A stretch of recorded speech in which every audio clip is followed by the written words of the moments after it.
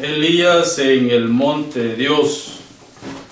Eso va prácticamente lo que vamos a estar viendo hoy. Se encuentra en el primer libro de Reyes, capítulo 19, verso 1 al 18.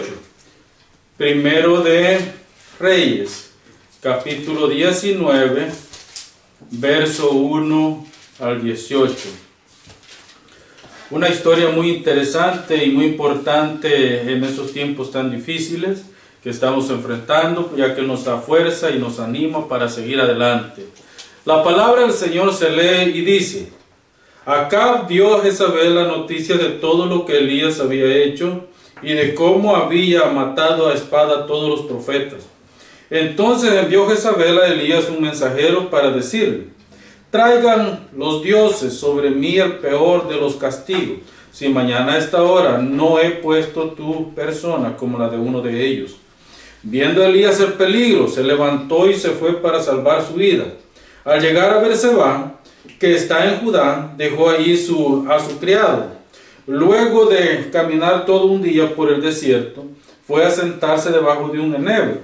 Entonces deseó la muerte y dijo: Basta ya, Jehová, quítame la vida, pues no soy yo mejor que mis padres. Y echándose debajo del enebro, se quedó dormido. Pero un ángel le tocó y le dijo: Levántate y come. Miró y vio a su cabecera una torta cocida sobre las ascuas y una vasija de agua. Comió, bebió y volvió a dormirse.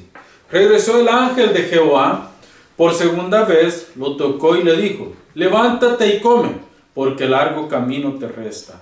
Se levantó pues, comió y bebió.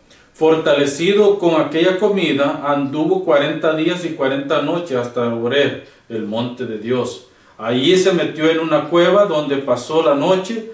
Llegó a él palabra de Jehová y le dijo: ¿Qué haces aquí, Elías? Él respondió: He sentido un vivo celo por Jehová, Dios de los ejércitos, porque los hijos de Israel han dejado tu pacto, han derribado tus altares y quemado tus altares y han matado a espada a tus profetas. Solo yo he quedado y me buscan para quitarme la vida. Jehová le dijo: Sal fuera y ponte en el monte delante de Jehová.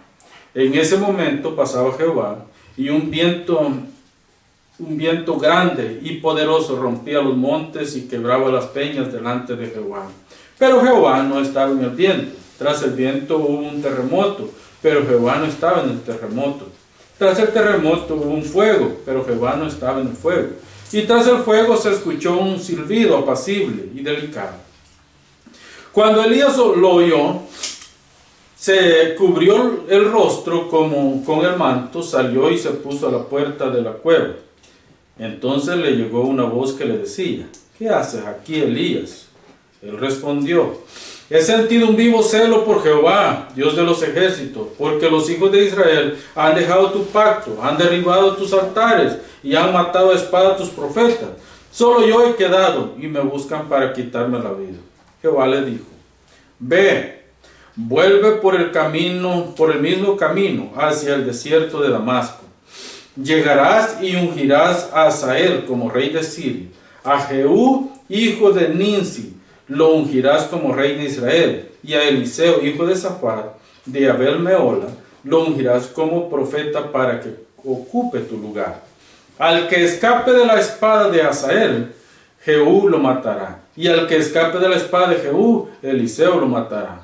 Pero haré que queden en Israel 7,000 cuyas rodillas no se doblaron ante Baal y cuyas bocas no le besaron. Hasta aquí la palabra del Señor.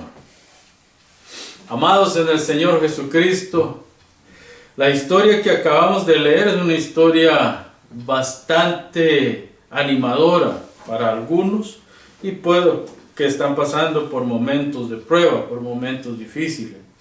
Y puede hacer que sea desanimadora para otros. Sin embargo, la trama que vemos acá es muy interesante. La persecución que se le hizo a Elías es fuerte. Un reino contra un solo hombre.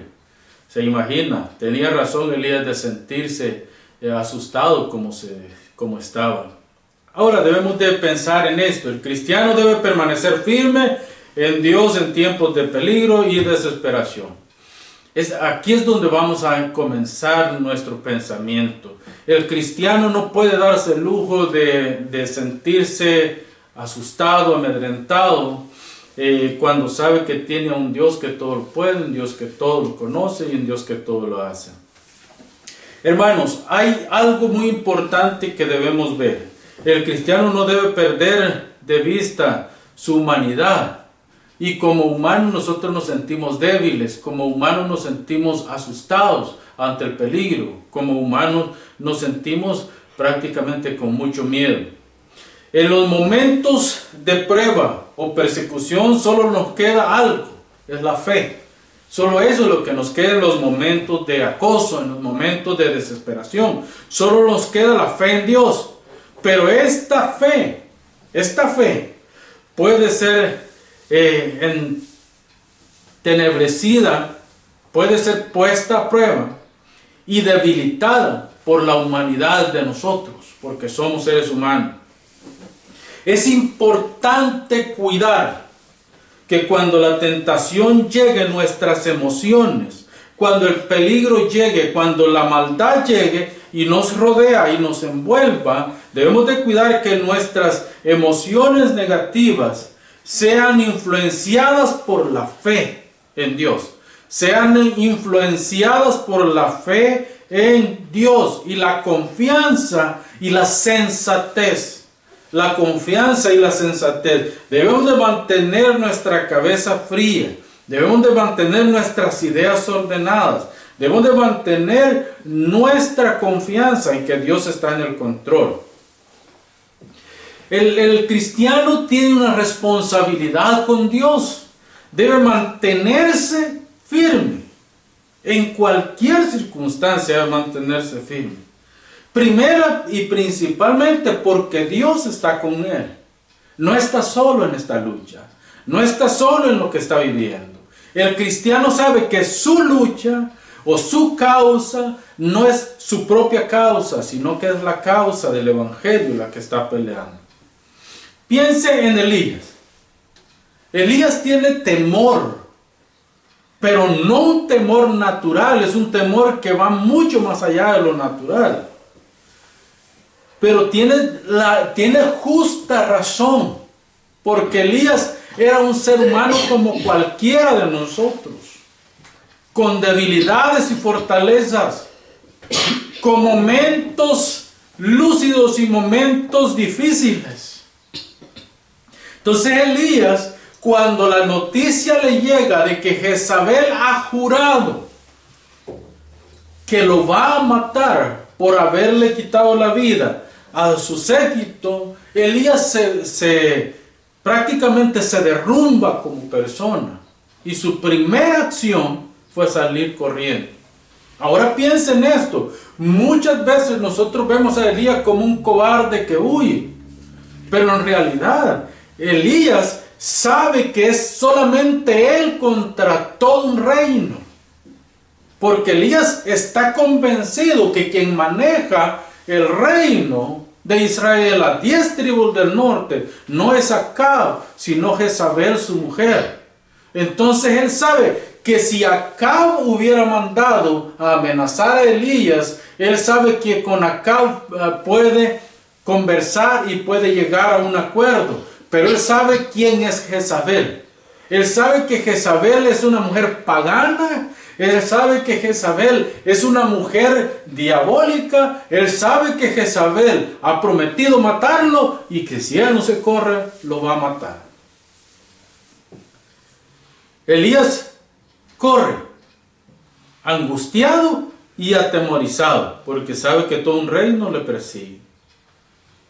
Hermanos, sin embargo, pensemos en esto. En momentos tan cruciales como los que vivió Elías, su fe en Dios lo mantuvo como la fuerza motora. Como la fuerza motora.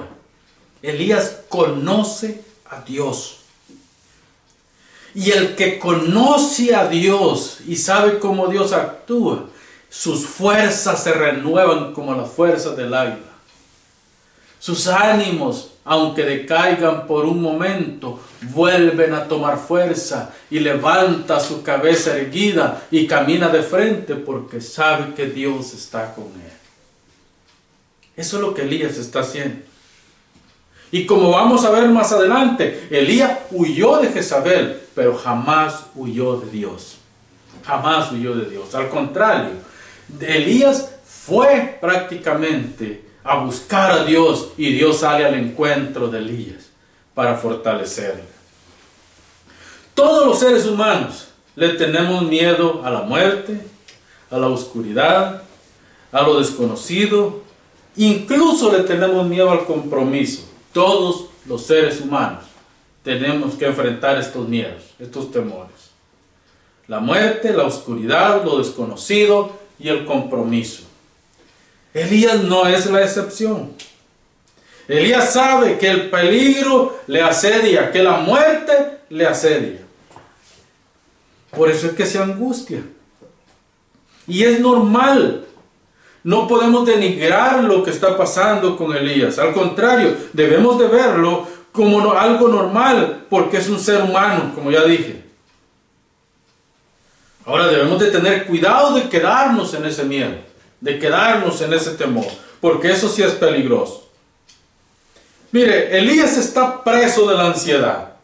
Preso. O sea, es tanto de la presión que ha venido sobre él que prácticamente se encuentra al borde de la desesperación. Ahora pensemos, ¿qué es ansiedad? Hermano, la ansiedad es un desorden o una condición, también se le puede llamar, que causa desasosiego, conmoción, intranquilidad, nerviosismo o una preocupación excesiva. Eso es ansiedad. La ansiedad puede llegar a afectar de tal manera el sistema nervioso, de tal manera que el siguiente paso es la inseguridad o el miedo excesivo. Mire, sentirse ansioso no es malo, todos lo experimentamos. El asunto es que si eso trasciende, si eso avanza a sentir miedo, pero un miedo excesivo, se convierte en fobia. Y la fobia sí es un desorden emocional que conduce a las personas, puede conducir a las personas incluso a la locura. Pero es una condición médica. Es una condición médica que se puede tratar con medicamentos. Es una condición médica que puede ser alcanzada por un buen psiquiatra, puede ser tratada por un buen psiquiatra. Entonces no debemos nosotros de quedarnos ahí nada más, sino buscar la salida al problema. Puede ser también un problema hormonal. Cuando una persona padece, por ejemplo, de la tiroide, que la tiroide es la que produce todas las hormonas que dan alegría, que lo vuelven a uno muy animoso, y cuando una persona padece de la tiroide puede entrar en etapas de mucho miedo. Entonces, pero son cosas que si la tiroide se controla, si el médico le receta a usted medicamentos adecuados para nivelar el nivel hormonal de la tiroide, entonces vuelve a la normalidad la persona. ¿Qué produce la ansiedad? ¿Produce falta de ánimo? ¿Produce desgane? Nosotros ya no queremos hacer las cosas. Nos sentimos que de nada sirve. ¿Produce desenfoque? Y produce un descontrol, hermanos, en que se ve el problema, pero no se ve la solución al problema. Nos enfocamos más en el problema y no en la solución del problema. La persona se vuelve presa de la ansiedad y pierde el control de sus acciones coherentes.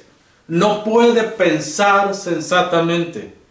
La lógica desaparece de la persona. cuando está pasando por estos problemas. Y se torna insegura y violenta. Ese es el problema más grande de una persona que padece de este desorden, que se vuelve prácticamente una persona violenta e insegura de sí mismo. ¿Cómo sé yo que estoy pasando por etapas de ansiedad? Es imposible tener un diagnóstico completo de este estado debido a lo cambiantes que somos los seres humanos. Por eso es imposible tener eso.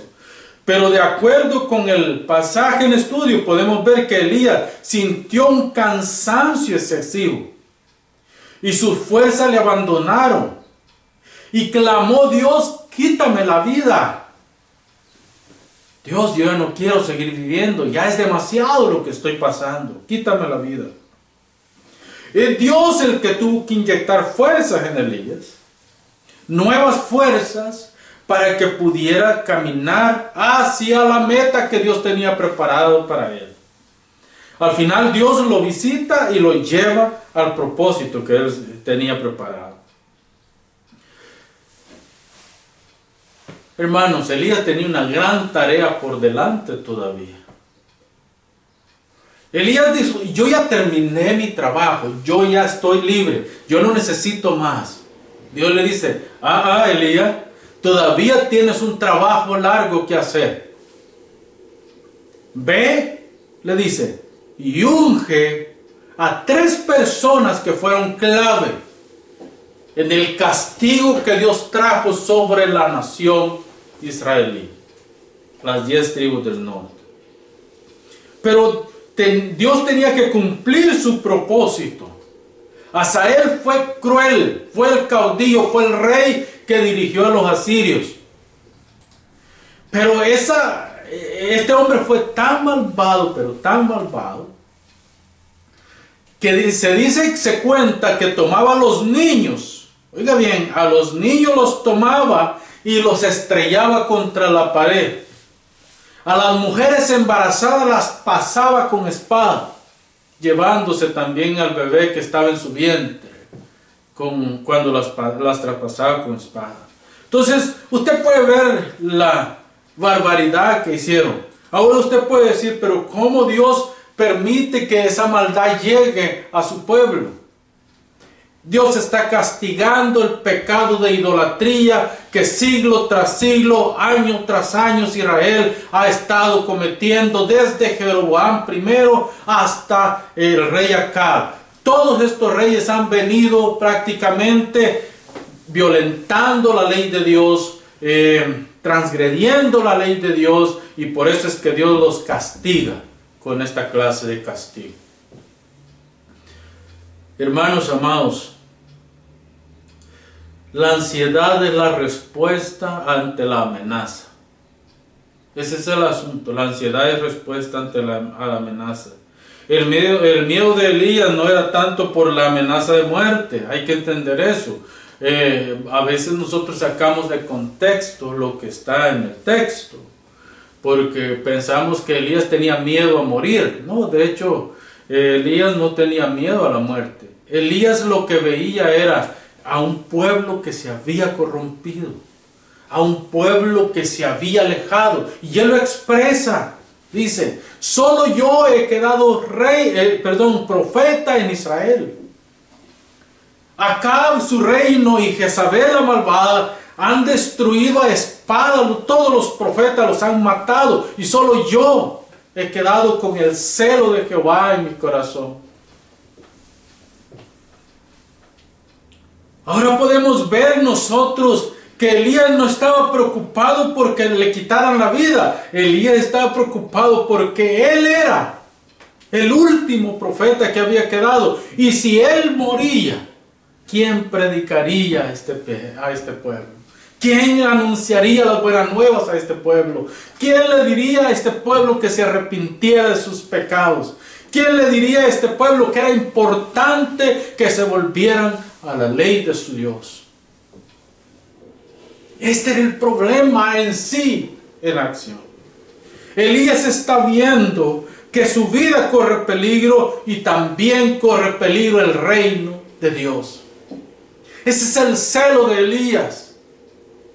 Hermanos amados, a mí me da mucha tristeza ver cómo hoy muchos pervierten el Evangelio de Jesucristo.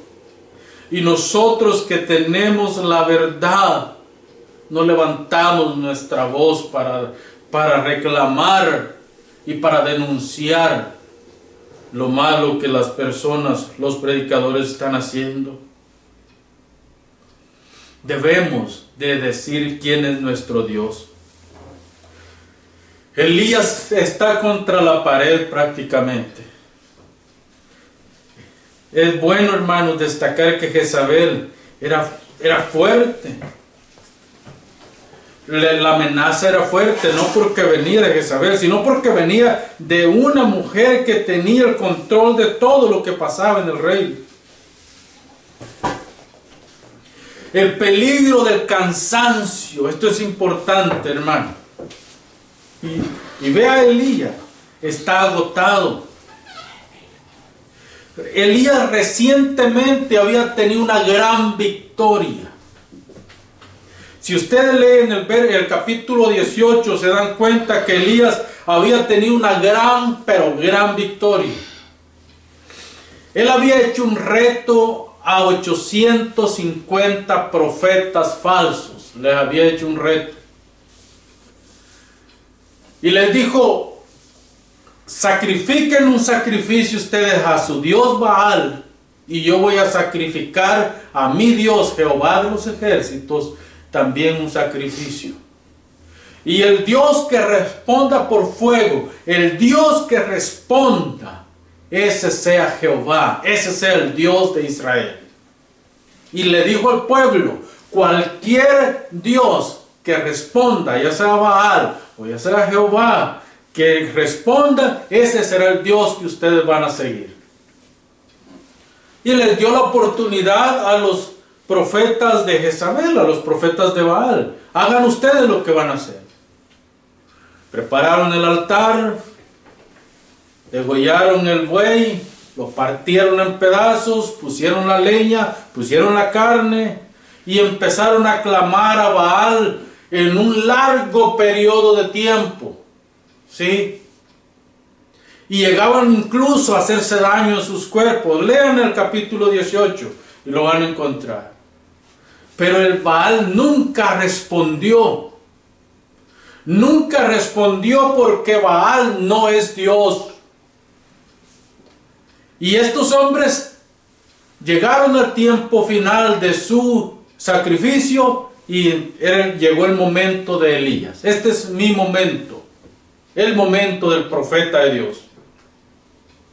Elías preparó el altar, puso la leña, partió el animal y todavía hizo que algunos hicieran una zanja alrededor del altar. Y llenó esa zanja de agua. Llenó esa zanja de agua y puso ahí mucha agua.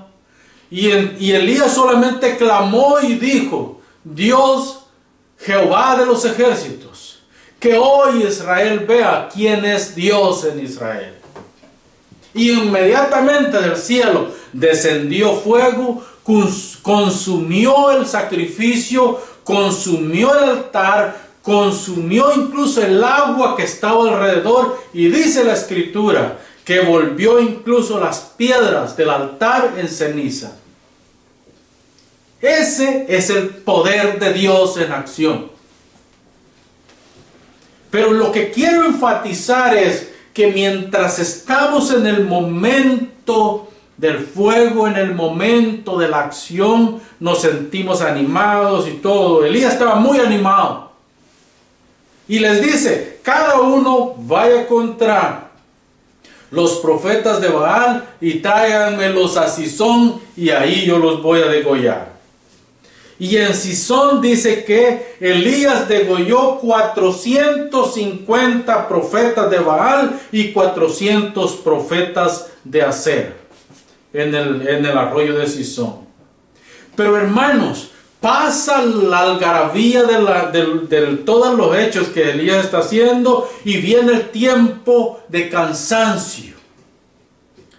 Viene el tiempo de reflexionar en lo que ha pasado. Y unido a eso viene la amenaza de Jezabel. Elías tiene que salir corriendo por lo que ha pasado. Charles Spurgeon dice esto, que el día más trágico para él no era el día que predicaba, sino el lunes, después de la predicación del domingo. El cansancio y el temor santo que se apoderaba de él por alguna palabra que dijera mal en el púlpito, lo acongojaba prácticamente todo el día lunes. Ese es un verdadero predicador, siente cansancio, hermanos, siente angustia al predicar la palabra del Señor, porque sabe que cada palabra que nosotros decimos puede ser bien interpretada como puede ser mal interpretada. Hermanos amados, Dios conduce a Elías a su presencia. Dios lleva a Elías al monte. Mire, hemos leído en el pasaje que Elías ha caminado un día por el desierto, ¿verdad? Un día completo por el desierto, y encuentra en el desierto un enebro. Un enebro es un árbol, es como un arbusto, pero un arbusto grande, porque puede alcanzar aproximadamente 10 metros de altura. Pero las hojas están tan pegadas, son 3 hojas en una, y además de eso están tan pegadas que da una sombra espectacular. Cuando Elías llegó cansado de un día de camino y se encuentra ahí, hombre, cae postrado y se queda dormido. Pero en el primer versículo dice que un ángel se le apareció, pero después asegura que es el ángel de Jehová. El ángel de Jehová en el Antiguo Testamento es Jesucristo en el Nuevo Testamento. Entonces, Jesucristo inyecta fuerzas en Elías. El Hijo de Dios inyecta fuerza y le lleva de comer. Le lleva una torta de pan para que Elías coma. Y con esa torta de pan que Elías se comió y el poco de agua que le llevó, con eso caminó 40 días y 40 noches hasta llegar al monte de Dios. En el monte de Dios hay todo un espectáculo. En el monte de Dios está Dios presente, y primero pasa Dios en medio de un gran huracán, luego pasa por medio de un gran terremoto, después pasa en medio de un gran fuego, pero dice que Dios no estaba allí, hasta que Dios se aparece con un silbo apacible y le da el encargo: ve, unge a Asael, ve, unge a Eliseo, ve, unge a Jehú. Hermanos, Elías va a pedir la muerte a Dios. Mátame. Y ¿saben qué es lo más interesante de todo? Que lo que encontró fue la vida. Porque Dios le dijo: no, tú no vas a morir. Tú no vas a morir. Tú no vas a experimentar la muerte. De hecho, en unos cuantos días yo te voy a llevar en cuerpo y alma al cielo. Y así sucedió. Cuando nosotros vemos esto que está pasando, hermanos, debemos de entender que Elías prefiere caer en las manos de Dios que caer en las manos de los hombres. Eso es lo más interesante de todo esto. Elías prefiere caer en las manos de Dios antes que en las manos de los hombres. Esto me recuerda la historia de David. ¿Se recuerdan cuando David en 2 Samuel 24, 13 y 14, David censa al pueblo, incluso en contra de la voluntad de Joab, su general del ejército? Censa al pueblo y resulta de que había una ofrenda que ofrecer cuando se censaba al pueblo, y David incurrió en pecado.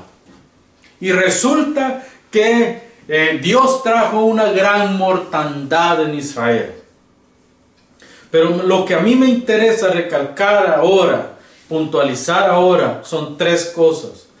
Dios manda al profeta Gad y le dice: ve a David y dile que le doy 3 opciones. Y Gad obedientemente llega a David y le dice: Dios te manda 3 opciones. 1, 7 años de hambre.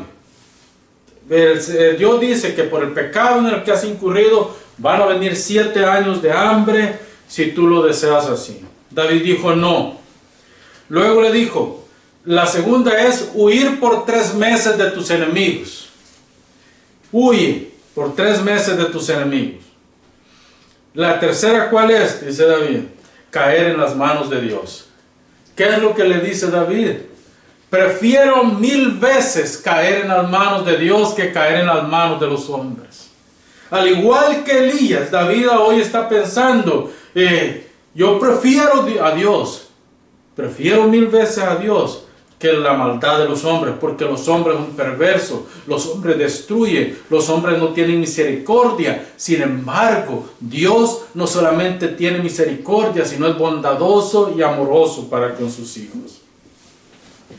Hermanos, el momento de angustia, en momentos de angustia la visión es corta.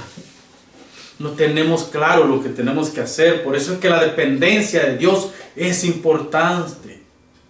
Dios viene al encuentro de Elías. Dios le lleva al cielo vivo a Elías y le dice, yo te voy a sacar de este problema, no temas más, yo estoy contigo. Y Jezabel va a tener que tragarse las palabras. De hecho, Jehú fue ungido por Elías, y Jehú prácticamente ordena a los eunucos que boten del balcón a Jezabel, más adelante en la historia. Esta es la clase de Dios que tenemos. La iglesia debe seguir llevando el glorioso evangelio. Nosotros tenemos una misión. La iglesia debe seguir llevando este evangelio, el evangelio glorioso de Jesucristo, el príncipe de paz, el príncipe de los pastores.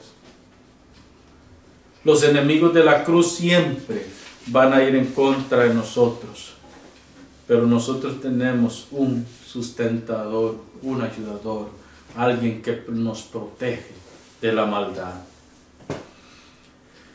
Hermanos amados, Elías dice, solo yo he quedado profeta de Dios. Y Dios le dice, Elías, hay 7000 más que no han doblado sus rodillas ni han besado a Baal. Tenés en total 7001 que están peleando la buena batalla. Iglesia, nunca se sientan solos. Nunca se sientan solos. El enemigo siempre les va a decir, es que ustedes están solos en esta lucha. Es que ustedes no tienen a nadie más. Es que ustedes no tienen compañeros. Pero no estamos solos. Dios tiene una iglesia que está peleando la buena batalla. Dios tiene una iglesia que está llevando su misión a otro nivel. Dios tiene una iglesia que está peleando con todo para que los que no han sido salvos, de los que Dios ha elegido en su santa y soberana voluntad, alcancen la salvación. Recuerden esto, el evangelio es para todo el mundo, pero solamente los que son hijos de Dios oirán el evangelio. Recuerden esto, que el enemigo siempre va a ir en contra de la iglesia, pero nosotros tenemos un protector divino que siempre va a estar peleando por nosotros la batalla. Recuerden esto, que el evangelio es un peligro para el mundo como sistema, el mundo, la carne y Satanás son nuestros enemigos. Y ellos siempre van a querer detener la obra de Dios. Pero el Señor dice, yo estoy contigo. Hermanos, en la cruz del Calvario, Cristo llevó nuestras aflicciones. Cristo llevó la muerte. Nosotros, el apóstol Pablo dice que a nosotros nos pueden quitar la vida, nos pueden matar, pero nunca podrán destruir lo que Dios ha construido en nosotros, que es la salvación. Cristo ganó esa salvación. Él se entregó por nosotros. Él nos ha dado el don de la salvación. Todos los discípulos de Jesús tienen que aprender a oír la voz de Dios para poder confiar en Él, vivir para Él y saber esperar en Él en el momento de prueba. Y yo cierro con este versículo de Primera de Pedro, capítulo 5, verso 8. Y dice, sed sobrios y velad, porque vuestro adversario el diablo, como león rugiente, anda alrededor buscando a quien devorar. Iglesia del Señor, seamos valientes, y cuando tengamos que esconder la cabeza, escondámosla, pero cuando tenemos que sacar la cabeza, sacámosla, porque nuestro trabajo es la predicación del santo y glorioso Evangelio en Cristo Jesús, Señor nuestro. Amén. Oramos. Padre, muchas gracias te damos por esta tarde, por tu palabra, Señor, que nos infunde aliento, por tu palabra, Señor, que nos ayuda a comprender cuál es nuestra posición en esta tierra y qué es lo que debemos hacer. Señor, gracias porque tú nos has infundido aliento y porque tú nos has llevado a entender quiénes somos en ti, Padre. Mira, Señor, aquellos hermanos y hermanas, amigos que han escuchado esta palabra, que puedan, Señor, de alguna manera ser edificados a través de ella y que puedan, Señor, ser alcanzados por tu gracia. En Jesús, Padre, te damos las gracias en esta hora. Amén, Señor, y amén.